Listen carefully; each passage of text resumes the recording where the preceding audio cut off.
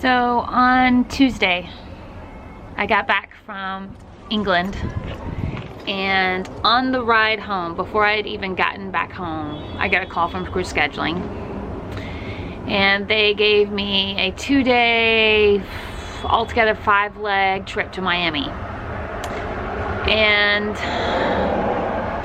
because I'm on availability, which is kind of like reserve, only you get to pick what you want, kind of. Because I was flying when that picking time went on, you have between like 5 a.m. and noon to pick, and I was actually flying then. They just assigned me something.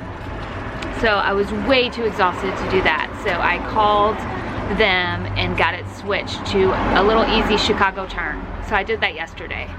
And I was the number 4 position, the princess position they call it. And then I asked to be released today because I'm exhausted and I'm super jet lagged, and they unfortunately could not do that, but they assigned me another Chicago turn today. And today I am the lead flight attendant for the first time. So hopefully I will do a good job and not blow any slides or anything crazy like that. But I'm doing that today, and then tomorrow I go back to Manchester. So all told, I will be on the road flying and such about 8 days straight. And I'm exhausted, I'm worn out, I will not even lie. So I'm doing what I can now. And I'm headed to the airport now. Probably get in about 11 o'clock tonight. And then tomorrow I think my flight to Manchester is about 7 p.m., something like that. So I'm staying busy for sure, guys. I haven't had time to do much of anything but sleep, not even eat. I haven't even been eating. But I guess this is the life I signed up for, so. Guys, there is no one in ops. It is dead.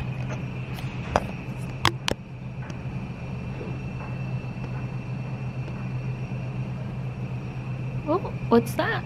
Ooh. A little Five Guys. Oh my God, guys. That was a disaster. Like, I thought I was prepared, and I thought that I was ready and that I knew what I was doing. Because, you know, this is my 3rd month. I've been up front a lot, not as lead, but working alongside the lead, and just thought I knew what I was doing.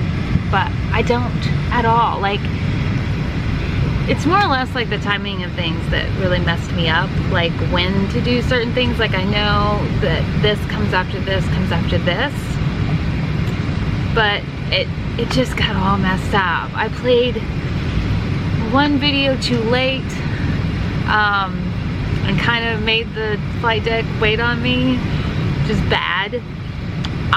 And then I played another video too early. I played oh, it was bad. Thankfully I had a really patient flight deck, and I had warned them beforehand that I was brand new, and so they knew to go easy on me, or they said that they would go easy on me, and they did, because otherwise, oh, I felt so bad. I almost thought I was gonna cry, because they called at one point and they said, when we land, we need to talk to you about something. And I was like, oh my God, I'm so in trouble. And they were just like, hey, that was partly our fault. I just want to let you know this is the way that it should be done. They were super duper nice about it. And what's funny is, it was my first flight as lead flight attendant, and it was the co-captain's last flight working the 737, and she's moving up to do the big giant 787.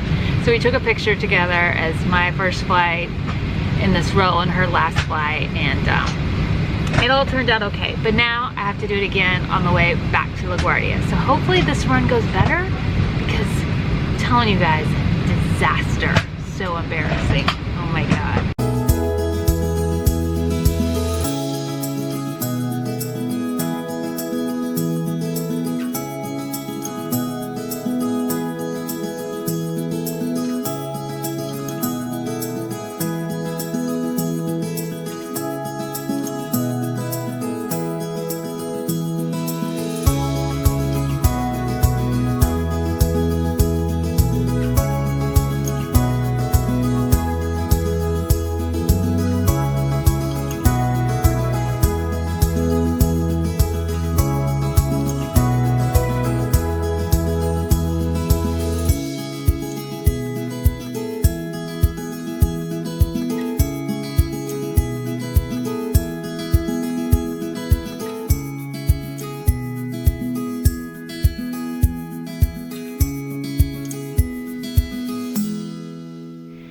So the good news is last night's flight back to LaGuardia went much better than the first leg. I guess because I kind of calmed down a little bit, and I had a great captain again and a great co-captain, and it went much smoother. So I didn't end up messing up too badly. It probably helped that we just had a nut and cookie service, and it wasn't a full meal like the first leg, but it went much better, and I'm much more comfortable.